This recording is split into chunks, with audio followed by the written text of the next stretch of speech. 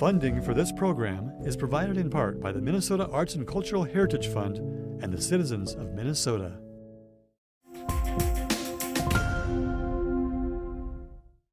This program brought to you in part by Selco.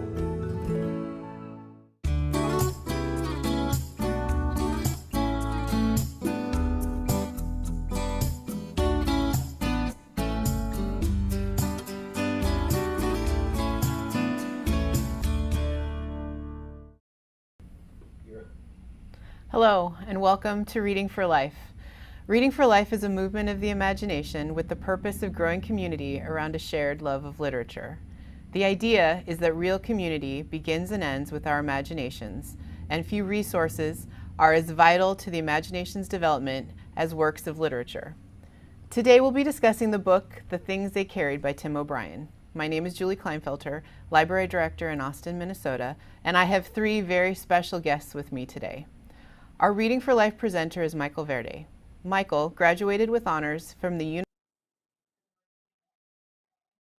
earned an MA in Literary Studies from the University of Iowa and an MA in Theology from the University of Durham, England. He's taught for 15 years at the university and college prep school levels, most recently at Indiana University, and is currently completing his PhD with a focus on literature and religion. Michael founded Reading for Life in 2005. Steve Harson is the Public Library Consultant for Southeastern Libraries Cooperating, Past Director of the Grand Marais Public Library in Grand Marais, Minnesota, and the Past Director of the Minnesota Library Association, and has been a regular contributor with us on Reading for Life. And last but not least, we're very honored to have the author Tim O'Brien with us here today. Tim is an American novelist whose writings on the Vietnam War and post-war lives of its veterans have resonated with many. Among other accolades, The Things They Carried was added to the Library of Congress's list of the 65 most influential books in U.S. history. And to top it off, he was born right here in Austin, Minnesota.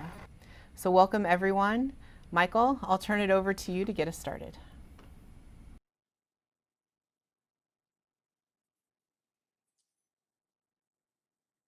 Everybody, it's great to see you. It's been before today. It's been 18 years since I last saw Tim. It was at the around 2004. I was teaching at Lake Forest Academy, and the city of Chicago was choosing at that time once a year. They would choose a work of literature that everyone in the city would read and then get together at the end of the year and celebrate the collective experience by having the author on hand.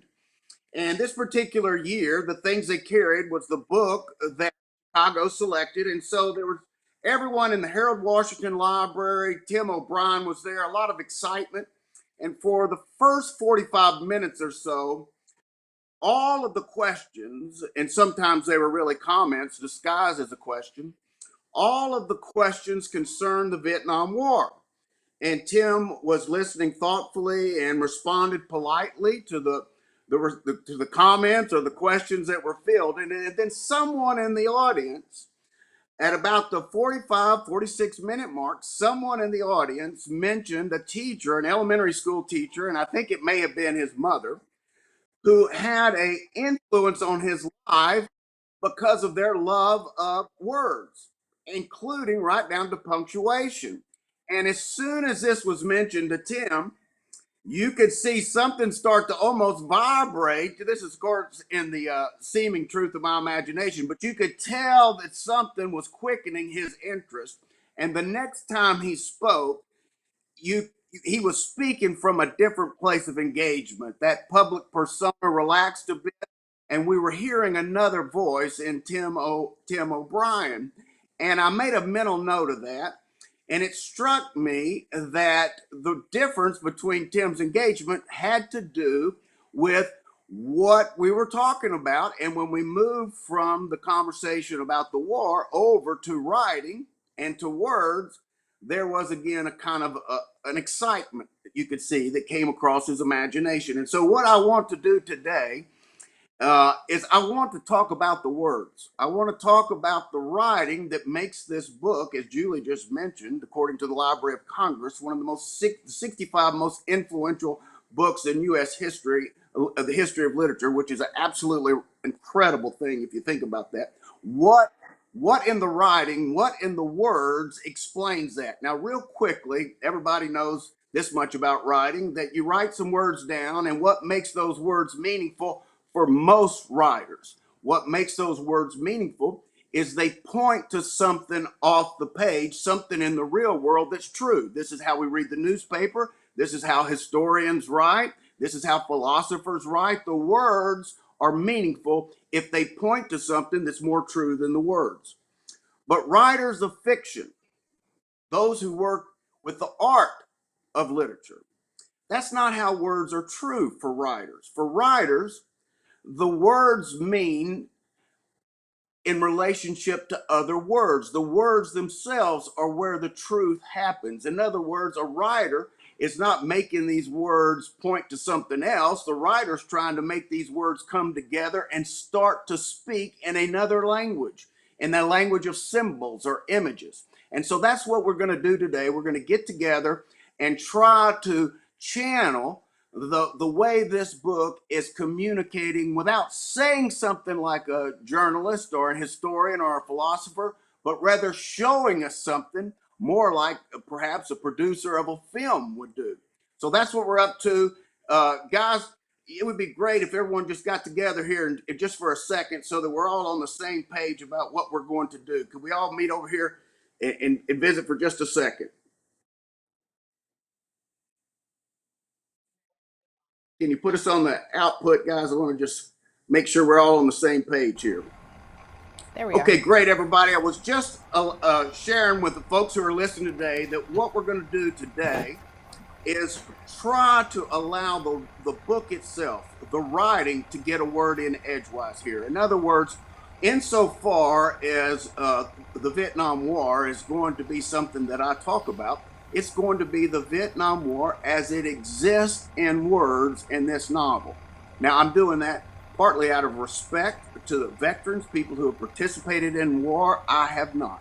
So it would be disingenuous of me. I would feel a little uncomfortable even speculating about that kind of experience. But it's also out of honor of the book itself, because the book is so many words that Tim O'Brien, or some aspect of Tim O'Brien's psyche, has put into a kind of order, given it a form, and given it a form such that things start to happen between those words, and ideally, they start to happen in our imaginations too.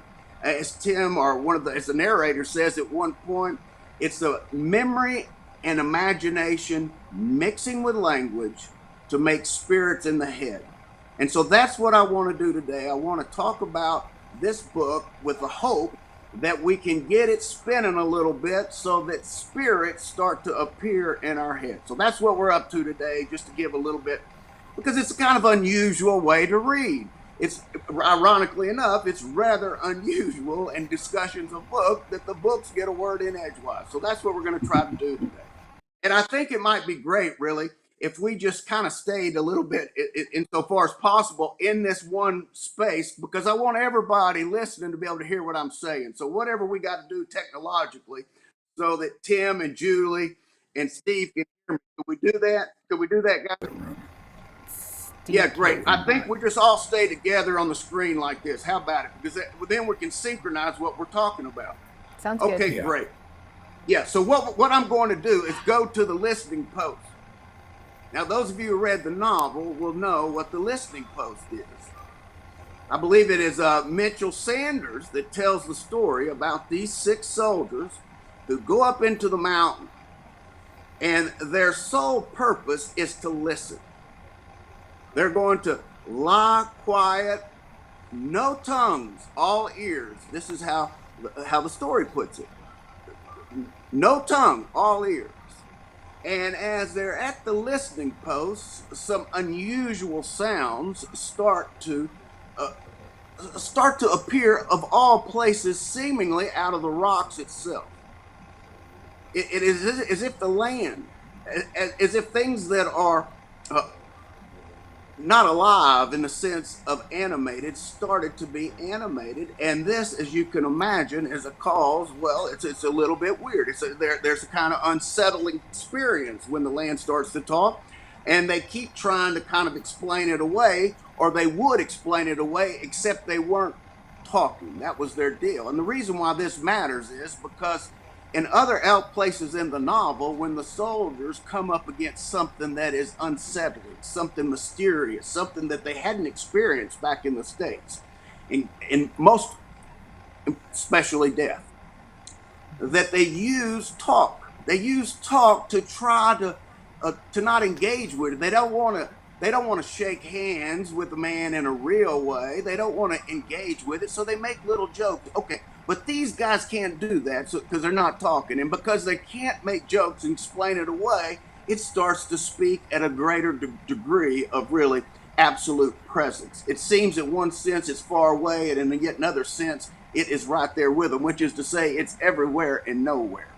And at some point, because they're confident now that there must be, it's a combination of voices speaking as like a cocktail party, and yet some kind of opera, some kind of barbershop. In other words, we're talking about something that in the real world is not possible, and yet these 6 soldiers are experiencing it as more real than the real world. And I guess without any other options, at some point they call in artillery, they call in the airplane, and they're bombing this mountain. They're putting the mountain on fire. And when it's over, they're lying quiet still, and there's the sound again. They can hear it. Now, that's just a way of saying that I want us to do something like that with this book, to attend to it attentively enough. I mean, we're talking now, but in our reading, without tongues and all ears, so that this book has an opportunity, like the rocks in the book itself, which we would think of as mute because it's just paper with some words on, that the book itself starts to speak, and speaks in a way that's both familiar and yet absolutely strange, that feels nowhere and everywhere, almost as if it's starting to speak through us ourselves. So that's what we're up to today. Does that sound okay to everybody, or just too weird? Sounds good. Oh, good. Well, great. In my experience, Michael, even when it sounds a little weird, you always manage to bring it back, so it's all good. You know, I stole the word weird from Tim. Oh. Because in the story, when he goes back to Nam with his daughter, Kathleen, and she asks what he wanted out of this war, she's 10. He says he didn't want anything. He wanted nothing except he wanted to stay alive. And then she asked him, why were you there? And Tim doesn't have a good answer of why. He's not sure why he was there. And Kathleen says, you know something? You think about this thing that happened in the past, you write stories, you're weird. Kathleen's word. And then her father, Tim, says, is that bad? And she says, no, it's weird. So not only did Kathleen say it was weird, she said it was weird twice, which in my experience is an indication that I'm at the listening post, I need to pay attention to that word. Why is it weird? Why is it not bad or good? Why weird? Now, I just happen to know from previous books where this word weird comes up. I looked it up once, and it comes from the German word weird, W-Y-R-D, which can also mean ghost or strange. So this is an example of how a book can speak in a strange way if we're paying attention to the words. This word weird, in other words, resonates with all images related to spirits or ghosts. This is really what we're talking about here. But you wouldn't know that if you weren't paying attention to the word weird. So that's what I want to say regarding being in the listening post. It's kind of realizing, you know what? I'm not in Nam. I'm not even in Vietnam in my head. I'm with these words on this page. This is as close as I'm going to get to Vietnam as it exists in this story. And these words are this is my land. This is my Nam. This is the Nam I want to listen to. I'm listening to these words the way those guys at the listening post we're listening to that mountain. So that's what we're going to try to do here. In other words, I'm stealing these insights from the novel. I'm trying to give the novel a word in edgewise. Okay, so here we go. Anybody want to jump in here before we go any further and just anything that's coming to your mind? You may not have anything, but you might. So I just want to be quiet for a second.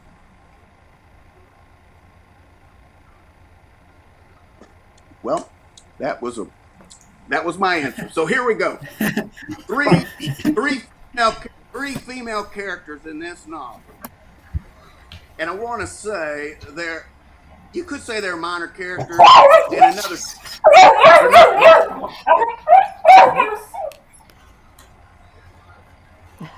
It's not my dog.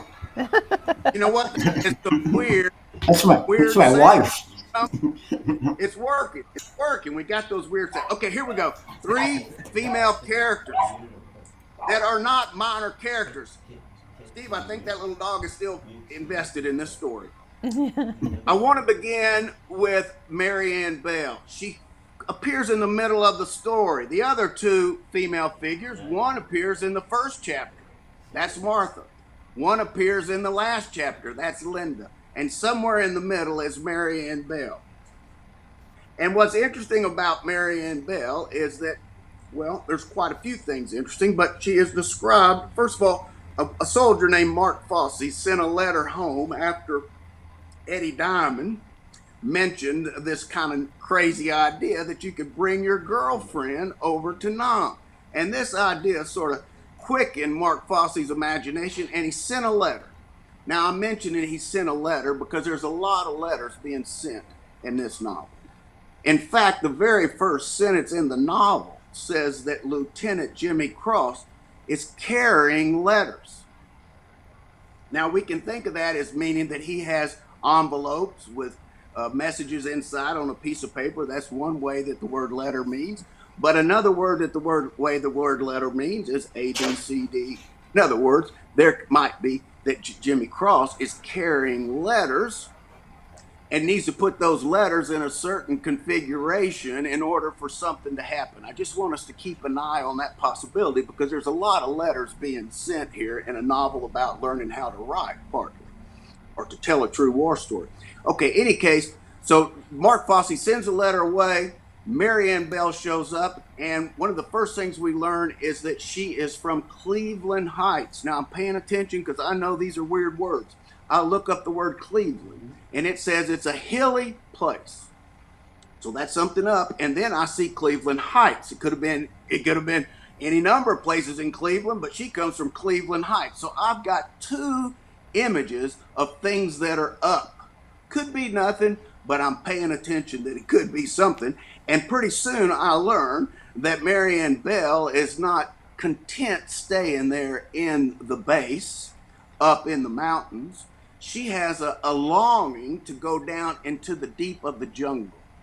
So I'm seeing now something that is up, going down into the jungle. I'm listening to these words. I'm not trying to read into the words. I'm not trying to analyze them. I'm not trying to extract a moral. And this is a very important point of the novel. If you try to say what a novel means and translate that into prose of some kind, you're speaking a different language. The novel doesn't talk like that.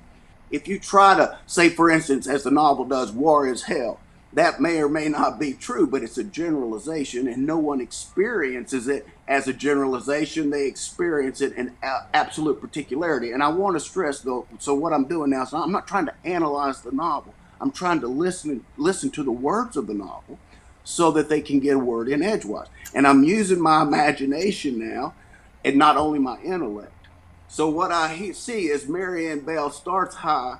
She goes to the deep of the jungle. And at some point she gets into the river that's called the Song Trabong. I know the title of the chapter is The Sweetheart of the Song Trabong. I know that her last name is Bell. I know that the river's named Song, so I'm listening to something with sounds. I know she strips down to her underwear. I know this is making Mark Fossey feel very uncomfortable because Mary Ann Bell is going to a place that Mark Fossey doesn't really understand. Mark Fossey's also from back home in the up ordinary world. And Mary Ann Bell is starting to leave that world because she is curious. Maybe as much as George behind your right shoulder, Julie. Mary Ann Bell and not only is she curious, she wants to get a feel. This is the novel's word, not mine. She wants to get a feel of the Vietnamese people who live down in the village. She wants to understand their language. She is curious about them, not in an abstract way, in a personal way. She wants to be as close to them as possible. And when she gets into the river, the Song Tra Bong, she's as close as she can be to that river because she's in the river, and to that extent, she's intimate with the river. Okay, all of this to say, and I'll move ahead just a little bit here, but we don't want to move too fast or we'll miss it. Mary Ann Bell begins to merge in some way with Nam. She begins to become part of the land, and she finds it exciting. She finds it ecstatic in the sense that ecstasy means to get out of oneself. She's getting out of the Mary Ann Bell that arrived there with a pink sweater and the culottes she was associated with the color white.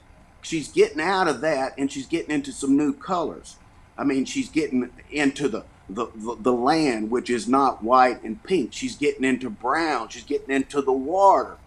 And one way I'm tracking these colors is because the novel is big on colors. There's color. This novel is multichromatic, and these colors are speaking. Why are they speaking? Because the novel tells me she arrives there with blue eyes, and at some point she comes back and her eyes are green. Now, this can't happen in the real world, but it's happening on this page. So I'm paying attention to colors because the novel has just tapped me on the imagination and said, man, can you believe she had blue eyes and now she has green eyes? In any case, what I'm trying to say is that Mary Ann Bell goes through a movement from let's say, on a vertical axis, or she comes from a high place, goes into the land itself, and then comes back up a different person. Not only are her eyes green, she starts to wear a green bandana, and she starts hanging out with greenies. In other words, if I'm not paying attention to the green, I'm missing the chapter. So I'm going to hit pause right here with the idea that Julie and Steve or Tim, I've triggered something in their imagination that they can throw on the table here, and then we can keep going. Don't be shy, guys. Well, I'll say something. This, as a writer, this is what every writer craves, what Michael is doing right now, and we never get. We get summary of plot. Always get relations, and we get a relationship between the novel and the real world. But the relationship really is with the words in the novel. Words like green and blue, words like the word letter. And that's what a writer wants desperately, but almost never gets. So my thought as Michael was talking was I can't wait for him to review my next novel coming out in October. I wish every reviewer had his sensibilities. Well, It's very different. Tim, It's I'm a very very much on that page with you in the sense that your novel is really powerful, and it's a metaphor piled on a metaphor piled on a metaphor. There's layers in there, and that it's looking at those individual words that really fuel those metaphors. And I appreciate that so much. And I can totally understand how, as a writer, that would be important to you because you chose those words very purposefully, and that's what Michael is saying. These words are chosen for reasons, and helping us understand what those words mean help us understand those metaphors, and those metaphors help us understand the stories, which is a way to explain the experience of being in Vietnam that's very different than a history of Vietnam would be. So I think that's really, really wonderful that as a writer you appreciate that. Well, and So I think it's what makes some of these books so lasting and enduring is because you can get into those things, and there's so much depth there. And I think as a reader, if you're not aware of that and how it's happening, it just brings a depth to the book that you might not reach otherwise. And I think it's things why oh, my mind just blanked, the very first book that we did, To Kill a Mockingbird. To Kill a Mockingbird. Thank you. Sorry. Why I think it's why that's one of those books that has been popular for so long is because of all those levels. And I think the things they carry is the same. And it's why this is important. Picking up on what Steve just said and on what Michael had to say, one can imagine color. If a painter were to do color, he has a palette in front of him. There are all kinds of shades of blue, thousands of shades of blue, from midnight blue to the light pastel blue, all kinds of shades of yellow and of white and of black, from pitch black to sort of black. But a writer is consigned to 26 letters, picking up on Michael's word, in the English alphabet. It's all we have. There aren't shades of the letter A or shades of the letter D. So we've got 26 letters and punctuation marks, picking up again on what Michael had to say. That's all we have to work with.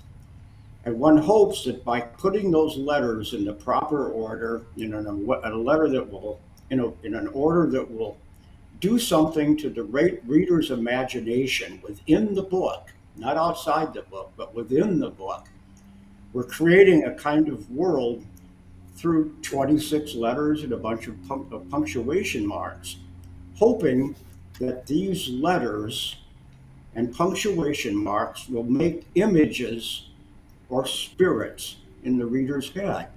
People moving, people thinking, people crying, people joyful and full of an elation at, say, being alive in this world of ours. But it's all done with those 26 letters, which is why what Michael had to say in these first 10 minutes hits a reader's hearts, and I hope most writers' hearts as well, where it ought to be hit. Not in the real world, but in the world of a book, of a story, or of a novel. I can't wait to hear more of what Michael has to say. Thank you, Tim.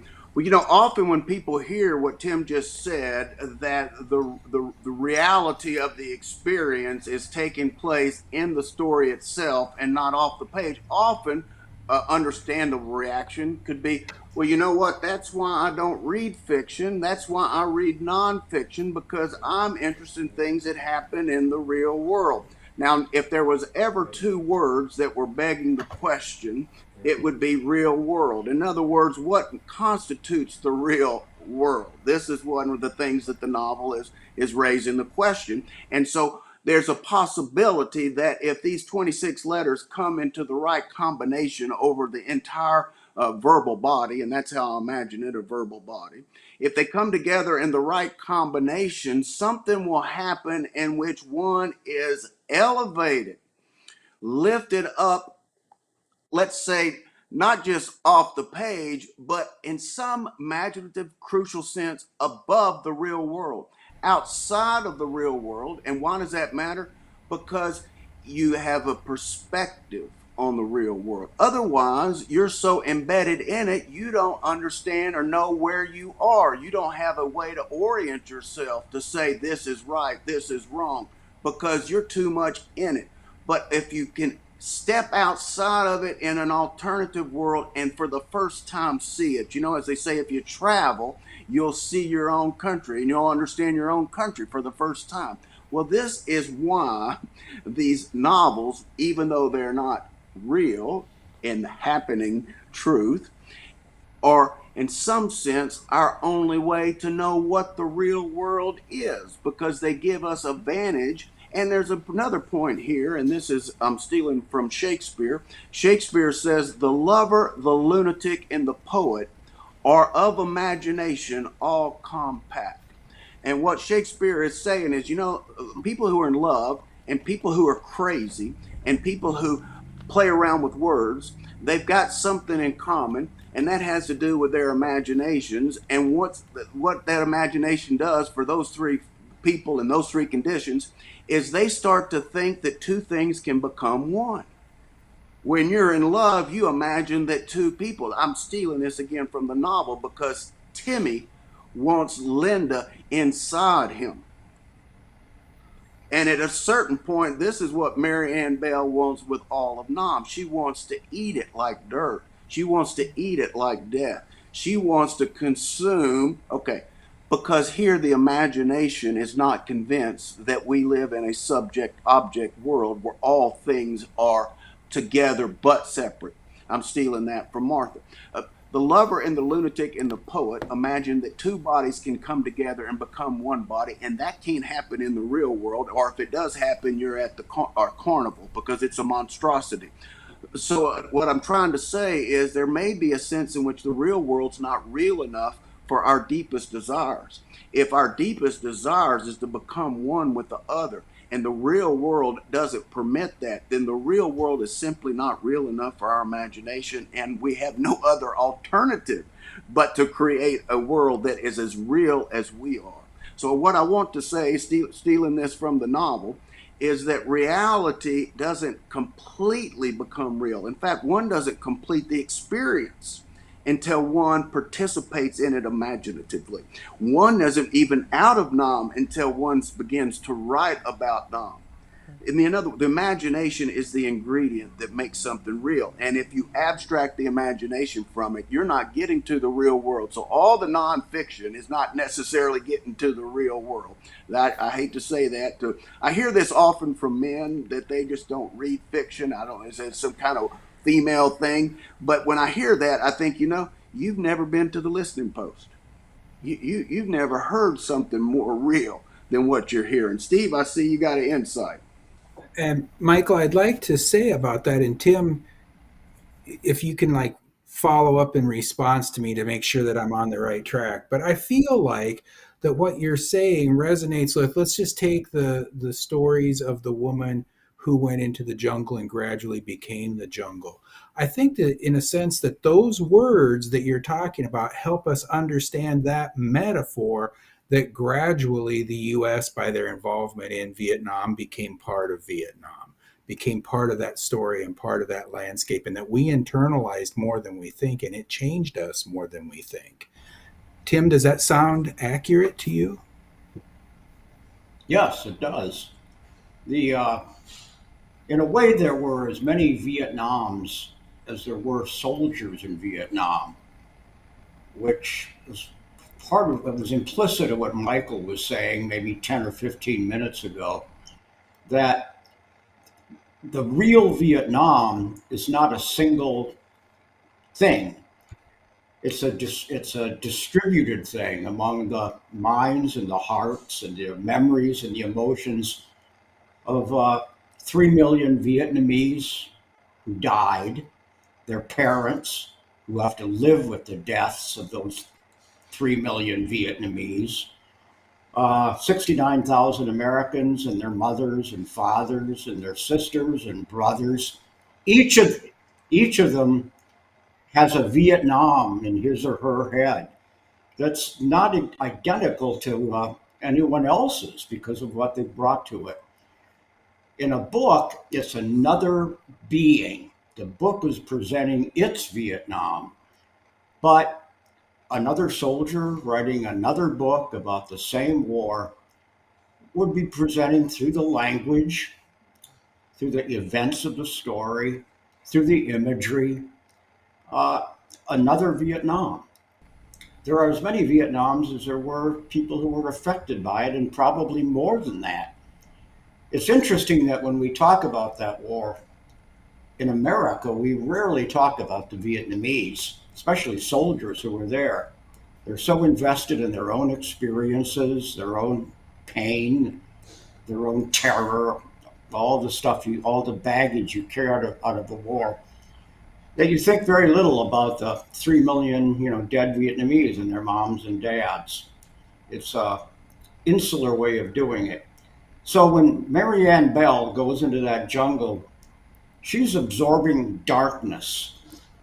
Her eyes do change color. It was totally intentional. I pictured the jungle as a dark green in my memory, and her eyes go from blue to green in the course of swallowing Vietnam. She's electrified by it. She's electrified by the deep jungle and the ghosts in that jungle. She's electrified by the history of a place she knows nothing about. Feels ancient and primitive and old. The jungle does feel that way.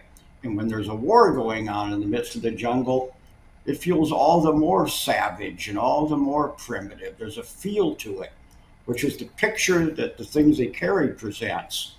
Now, if a botanist were to have written the book, you'd get a totally different story. If you got somebody interested in the biology of the tiger, you get a different story. If from each person you'll get a different story. So the purpose of my writing this book was to present imagery that and through language that captures my individual take on the experience I had, which ultimately was a spiritual take. It was what that war did to my spirit. It darkened it. I grew up in Austin, Minnesota, moved to Worthington, Minnesota, went to school in St. Paul, Minnesota, to college. And I go to a war where this kind of lily white America is suddenly darkened by the horrors of a war. People dying all around me, not just Americans, but lots of Vietnamese too, a lot more Vietnamese. And you come home and you have a darkened spirit, much as Marianne Bell is darkened by her own experience in Vietnam. I want to hear more about what Michael has to say.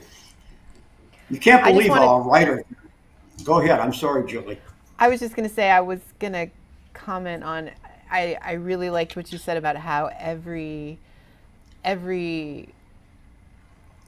person who was in Vietnam had their own story. And then by creating this novel, you created that for another generation, multiple generations, where I have my own then version of the Vietnam War and Vietnam through that reading. And I think that's a really interesting of all those different levels. It's really amazing. I want to point out that not every soldier that went to Nam, and I mean the Nam in this book, completed the journey that Marianne Bell completed. She experienced it to the fullest. I'm stealing that from the epigraph. She experienced it to the fullest. That is, she went all the way down, even into death. That would be the fullest. Because Mark Fossey doesn't do that. In fact, the majority of the 18 men in the battalion don't do that. They don't experience it to the fullest. There are other ways that in the face of death that one can respond. In fact, most of the people, the soldiers in the book, evade death. They bail out in a sense. Ted Lavender, for instance, he evades this contact with Nam by getting high. Everyone can imagine their own ways of retreating into fantasy. That was just his stimulant, but it was a way that he didn't have to go down. I want to contrast Marianne Bell. I've mentioned that there are three female figures, and that in some sense, unless you understand the role that these three female characters play, you haven't understood the book entirely. And I'm going to suggest later why I think that is the case. But in any case, I want to contrast Marianne Bell with Martha. Martha is also from up high. She went to Mount Sebastian College. Mount. Lieutenant Jimmy Cross fantasizes them taking trips into the White Mountains. There's White again. Tim mentioned Lily White. Martha is always associated with white in the same way that Marianne Bell is associated first with blue and then with green. Martha, interestingly enough, she studies poetry, and she relates to words as a kind of, well, She's into it as a smart person is into it. But she's not involved like Mary Ann Bell. This is the key phrase, I think, for Martha, is that she was uninvolved. We see that in her eyes. They're gray. Her eyes are gray. They're uninvolved. She has an academic, an abstract relationship to language. This is an analogy I'm making, that Mary Ann Bell is not studying writing. She's becoming one with language. This is very different than having some favorite poets and being able to quote some poetry. So Martha, in some ways, is the opposite. We're looking at symmetries here. Martha constitutes one kind of way of being in the world, and it is very different than Mary Ann Bell's way of being in the world. And I don't want to get too weird on us, okay? But I just can't help, as a reader, I can't help but notice those combination of ladies' names, Martha and Mary. Anybody who grew up on the Bible, as I did, will know that Martha and Mary are charged. Now, I'm not implying that Tim O'Brien was attempting to interpolate some secret biblical codes. I don't know what Tim O'Brien intended, but I do know what the images in this book are because I can see them, and that's what I'm tuned into, and I see that there's a Martha and a Mary. Now, I'm just going to, for fun, I'm going to hypothesize that there's something to that. In other words, I'm going to test this intimation.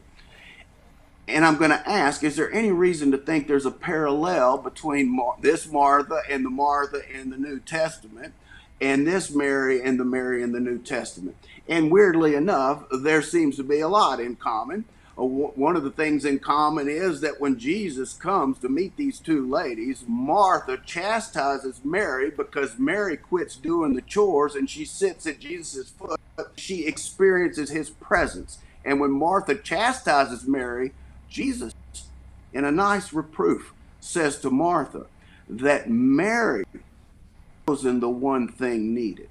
Now, I don't know that there is any intention here, but this Mary Ann Bell has chosen the one thing that is needed. In other words, she's experiencing the presence of, I'm talking about now Mary in the New Testament, experience the presence of Christ. And I'm not talking that this is secretly a religious book, but I am suggesting that at some level, the archetypes, the symbols in which Tim O'Brien grew up, and everyone who grows up in Western civilization is imbibing, whether or not they're conscious of it or not, they're imbibing the mythological framework. In fact, all works of literature are growing up out of that mythological framework.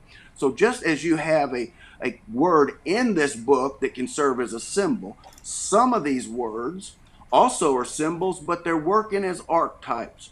When they work together in the book, they're images. You can call them motifs. When they work together in this book with other books, and particularly the mythological framework from which they come, then they become archetypes.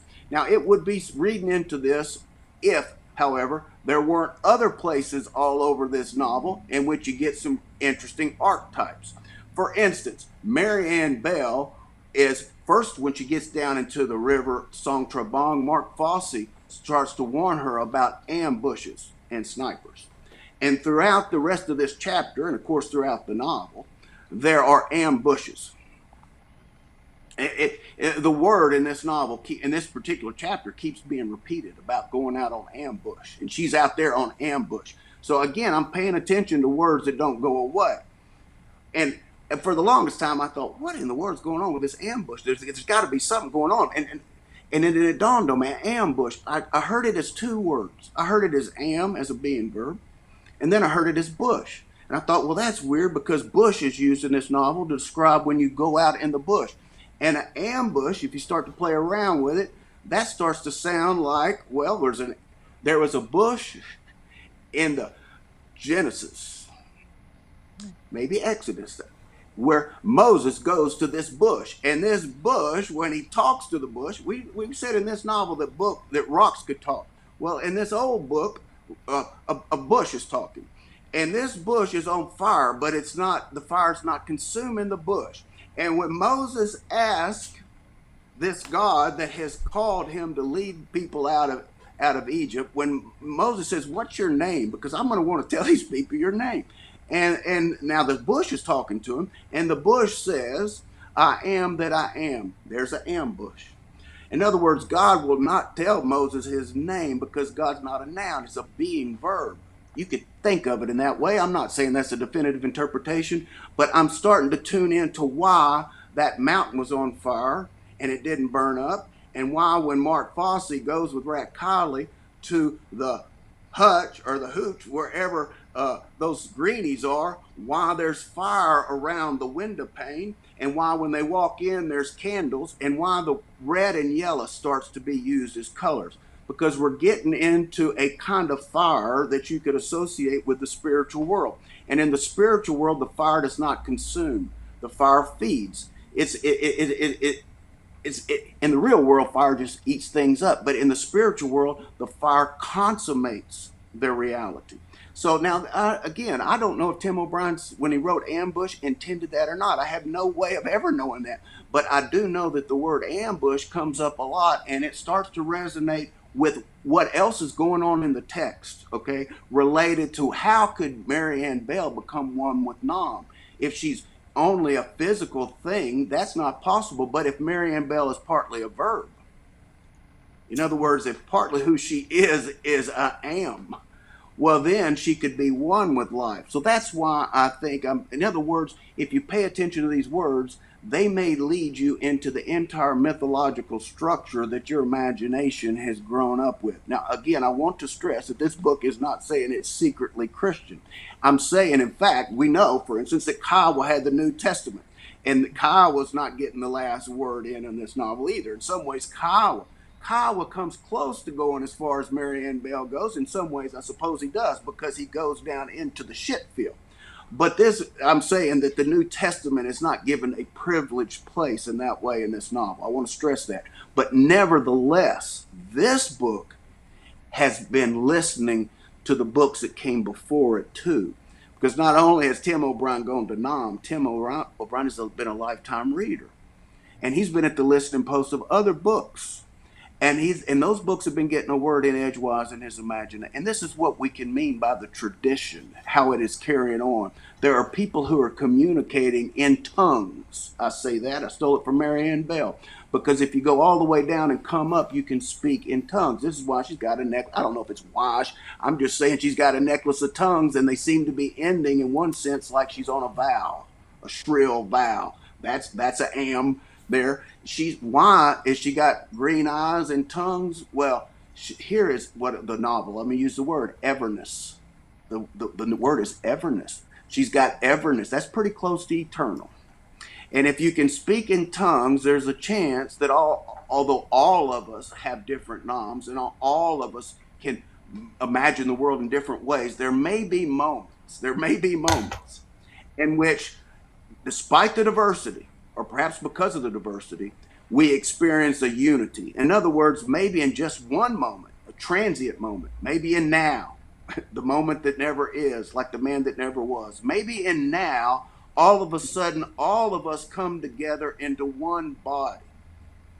Now, I'm stealing this from that chapter because here I think is one of the most pregnant sentences in the novel. The sentence is, Mary Ann Bell joined the missing. When I read that sentence, if we can all be in that together, I want everybody to hear this, guys. I want everybody at the table. Can you guys hear me? Okay. Okay, great. Mary Ann Bell joined the missing. When I read that sentence, it hit me right between the eyes, because on the surface, you could just say she became another person missing, but that's not what the sentence says. The sentence says she joined the missing. That is to say, these missing people were dismembered, and she joined them, which means they were remembered, R-E-membered.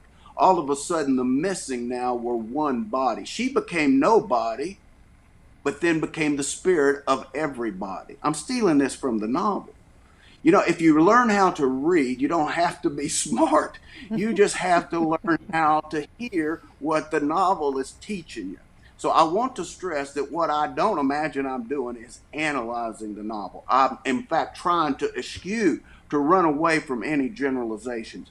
I'm trying to hear the words and let them come up with each other into certain combinations and patterns. And then I'm trying to see, You see and I'm going to pause here so everybody can take this further. But you know, the number one adage for beginning writers is show, don't tell. This is, you just show, don't tell. Well, why is that? Well, partly it's because the imagination speaks in images. And if you start showing, if you start saying and telling, you're going to be speaking in generalizations, and that's not going to move your belly. That's not going to move your reader's belly. They're not going to feel anything. It's going to be from the neck up. You want your reader to start being moved from the toes up, so that they experience something that is out of this world. And you do that by having these words communicate in a way that they don't in a newspaper, and they don't in biographies, and they don't in philosophy. So I just want to give that sentence, Mary Ann Bell, join the missing. I could say a couple of words about what Michael just spoke about. I'm kind of a Tim O'Brien expert because I'm Tim O'Brien. And so when Michael says he doesn't know if this was my intent or not to imbue the novel with, I won't say Christianity per se, I'll say the mythologies and the stories and the language of the Bible.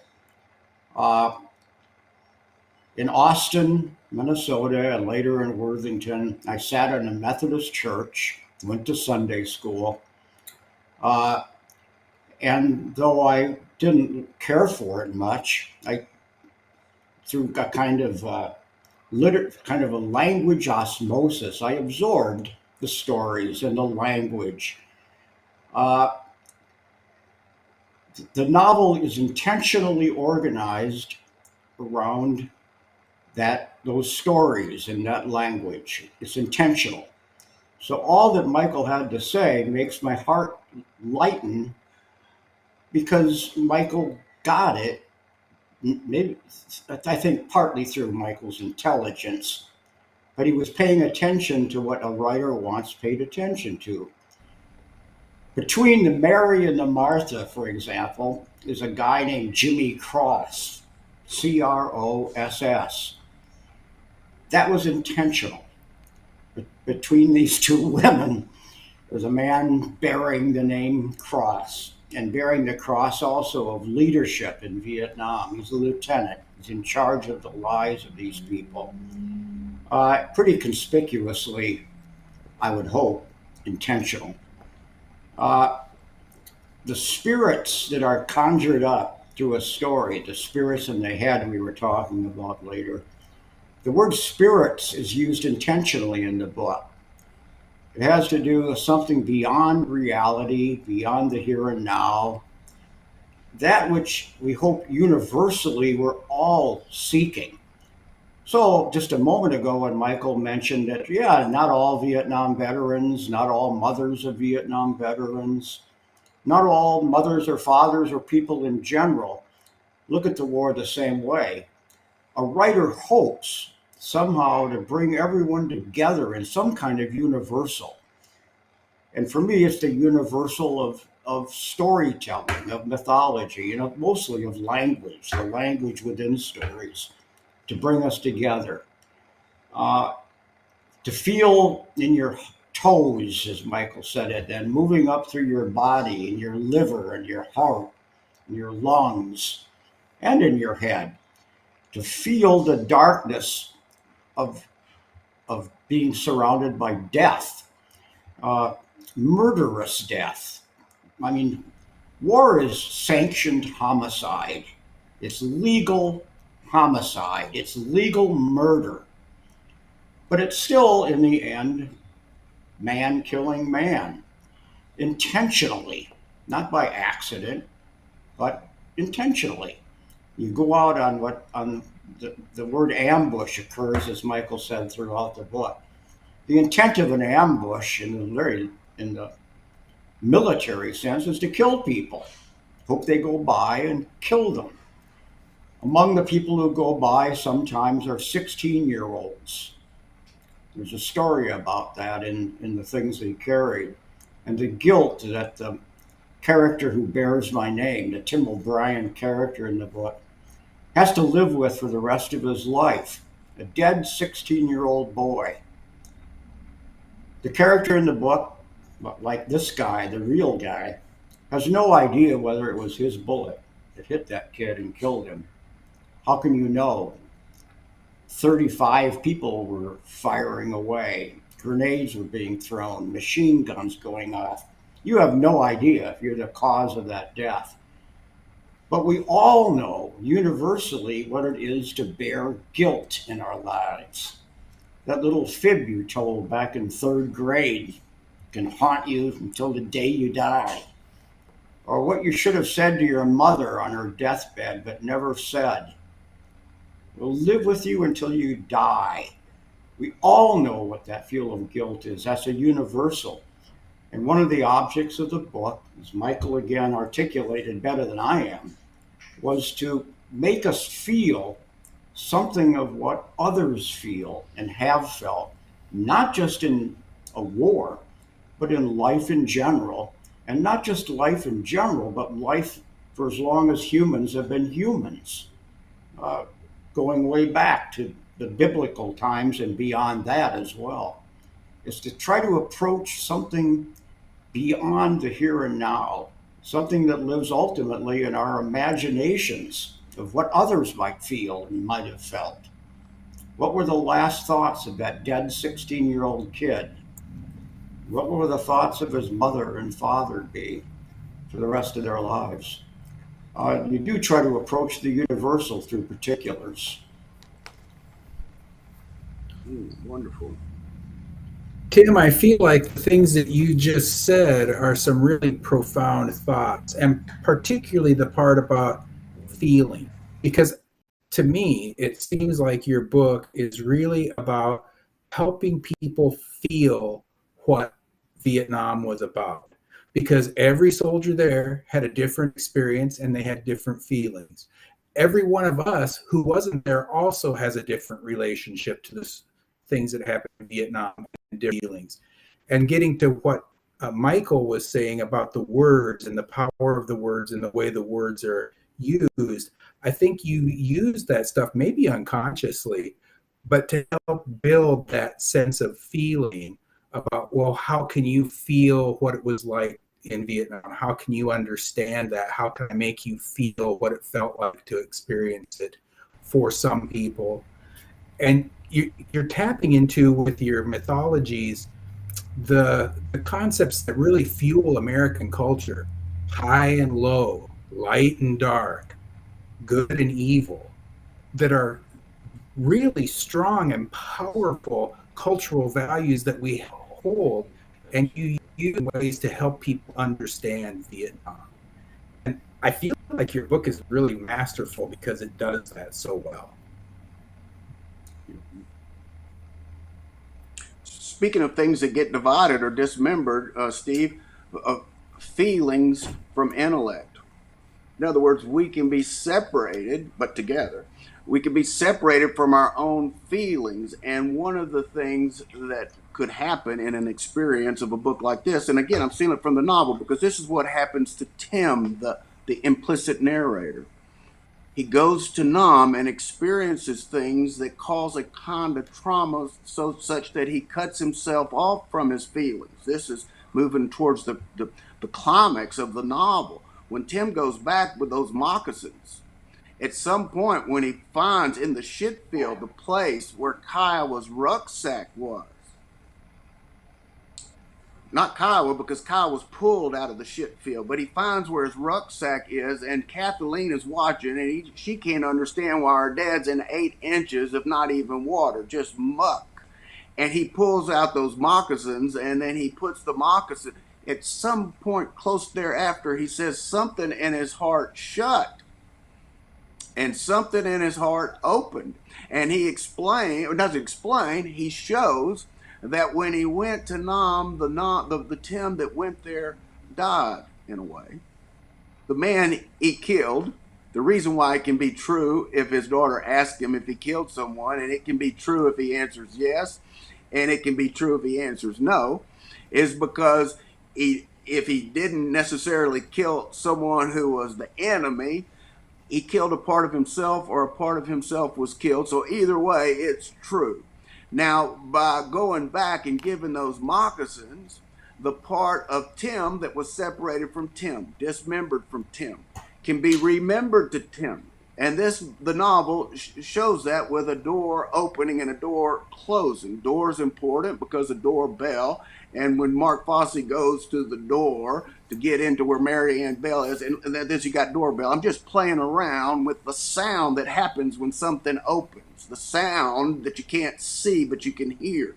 Now, I want to say something that Tim said that I don't want it to.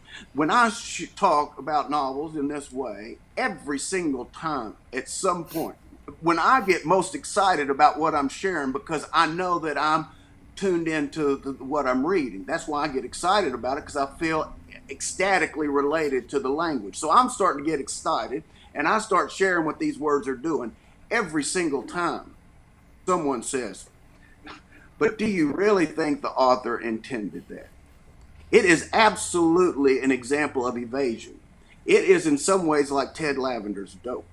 When you start to get too real, somebody is going to divert the conversation into something. We're not talking like that here. This novel's about that, right? We don't talk like that. We tell jokes. We say gook. We say words, and we make a joke out of it. So all of a sudden, you start getting too real. People don't want to talk like that. And every single time I hear that. Now, I can't say, yes, the author did intend that, because they'd say, how do you know? But what I can say, and the way I deal with that, is I suggest, first of all, you're reading the last draft. You didn't read the first draft, and the writer has had a relationship with all of those drafts, and a writer knows how to get out of the way so that words talk. So a writer does one draft and then reads what he or she has written, and all of a sudden the writer sees something that the writer's imagination put in those words. The writer's imagination is working with the words. And then the writer sees that, and then the next draft, the writer is a little bit more has more insight into what the writer wants to say, because the word's got a word in edgewise. I try to give a little bit of an explanation like that. But then I finally say, there's one other thing going on here. We're not writers. We don't live with words the way writers live.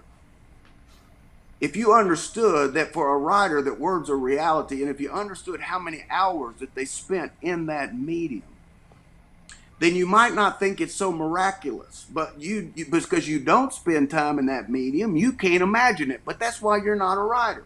You can't imagine it because your imagination is not wedded to words the way Mary Ann Bell is wedded to Nam. That's why you can't imagine it. But we're not counting on you to imagine it. But we could at least count on you to listen, to not be tongues. But that's hard to do for people. And this is what the novel shows with all the banner in the battalion. Not everybody does what Mary Ann Bell did, because when they get to death, they start making jokes. They start being flippant. They start tuning out. So I'm happy to hear, and it's a make-believe experience for me, for Tim himself to say that these things were intended, because if I said it without Tim saying, no one would believe me. So I'm grateful for that. And I want to throw one more weird thing out there, and then I'll be quiet, because I think this is the weirdest, coolest thing about, not the weird, there's too many to say that, but here is a super weird, cool thing. All through this novel, there is a reference to the man. The man. We can think about the man who was, what the soldiers are joking about, the old man that leads them through the minefield, follow the dink, stay in the pink. And then there is Elroy Birdall, speaking of names, Elroy Birdall at the Tip Top Lodge. And then Tim is referring to the man new. Tim is going through these things in his head. They're out there at some point fishing. Elroy Birdall, Elroy, that's the king bird, all birds, the king of all birds.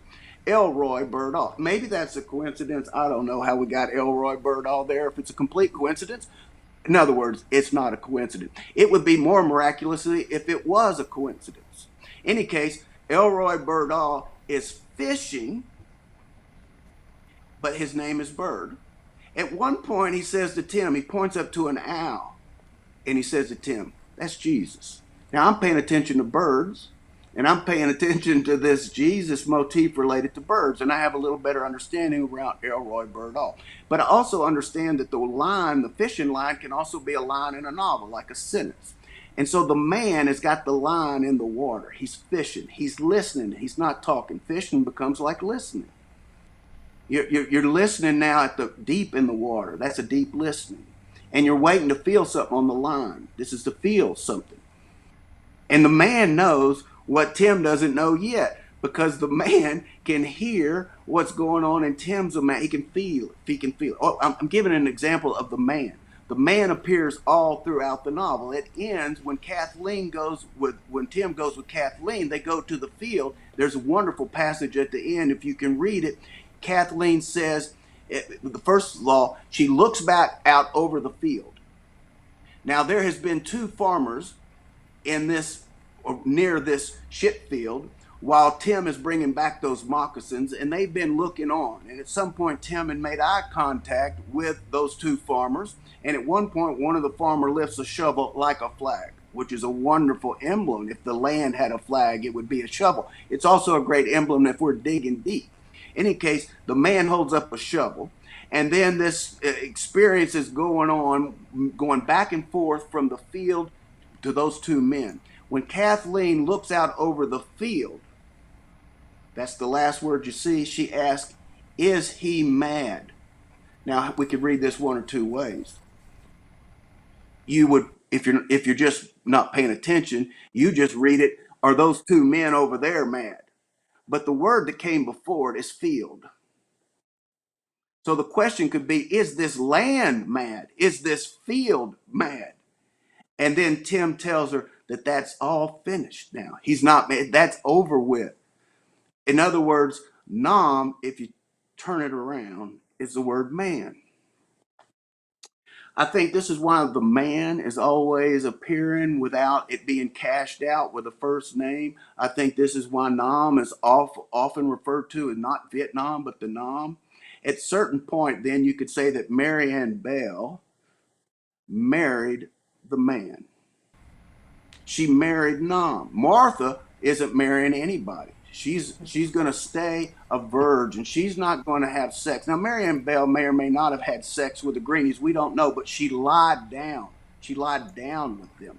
And then all of a sudden, the next time that Rat Collie sees those Greenies walking across the field, they're both 6 and 7. They're 6 and 7 because at first he doesn't notice Marianne Bell because she's joining the 6. In other words, she's the 7th that is invisible that keeps the 6 joined. What did Marianne Bell marry? The lover, the lunatic, and the poet. Two things can become one. What did Marianne Bell become one with? She became one with the man.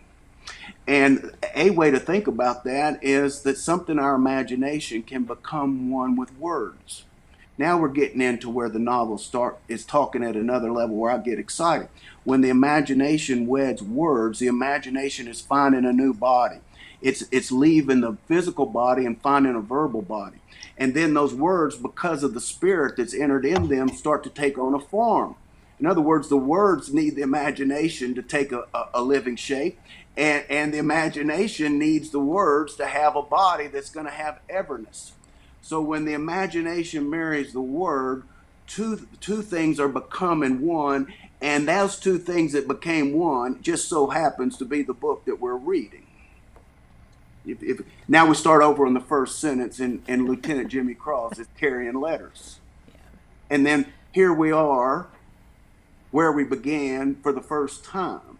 And then you read a book like that, and you just things start happening all over you, man. Your parents think there's something wrong with you. Your friends think there's something wrong with you because you're over there kind of vibrating reading this novel. Well, because you're coming into stuff that's so real and so powerful that you know it's more real than the real world. And it was done, I want to say, by paying attention to the words, starting with, say, colors. I'm paying attention. Okay, I have talked too much. No, we know from experience that you have lots to say, and we could talk all day. And hopefully we will be able to continue this conversation in our podcast. But I do want to say I'm so appreciative of all three of you being here today with us. And I don't know if anyone has like a last word, but Tim, such an amazing piece of work, and we really appreciate you being here with us today. I know I was excited about it, and Michael was too. Well, thank you to you, Julie, and thank you to Steve and to Michael. I said it before, but I'll say it again. This is what a writer craves. You don't crave the recapitulation of plot, and you don't crave having a story connected to the so-called real world. You crave attention to metaphor, to language, to the combinations of language, and to what it does to your heart. That's what a writer cares about, the things that Michael, Steve, and I have been talking about. So many thanks to my hometown, Austin, Minnesota. It feels like a kabillion years ago, but it also Austin. I left Austin when I was in second grade and moved to a town about 120 miles to the west. Yet my memories of Austin are as clear as my memories of Vietnam in a lot of ways. I can picture the house I grew up in across from Sumner School. I can picture the basement of that house with this old coal-burning furnace with these tentacles, look like a big octopus going up to the rest of the house. I can still see my dad shoveling coal into that furnace. I can see my sandbox behind the house. I can see a turtle named Toby in the sandbox that a kid named Elroy Birdall stole one day. When I typed the words Elroy Birdall, right away I knew what Elroy meant. It means the king. I had to look up Birdall, but I saw, as Michael did, the possibilities of that name and tried to make good on them. Michael was absolutely right about the multiple drafts that a writer goes through. A lot of it comes out of your unconscious or your subconscious, but you revise and these things become conscious, and then you make good on extending the possibilities of what you've imagined, inserting and deleting and things like that, and to make a novel, draft after draft after draft.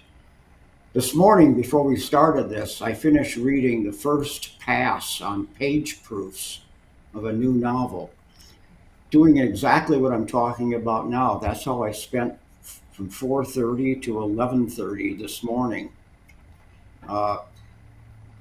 revising, even in page proofs, trying to make good on the possibilities of a new novel. So what a great experience for a writer, partly the hometown, but partly the revisiting of the imaginative work of making a book. So thank you to you all. Well, thank you very much. We appreciate it all. And Michael and Steve, thank you so much. And hopefully we'll have encouraged people to pick up the book again and read it some more. So thank you. And until next time, I appreciate you being here with us.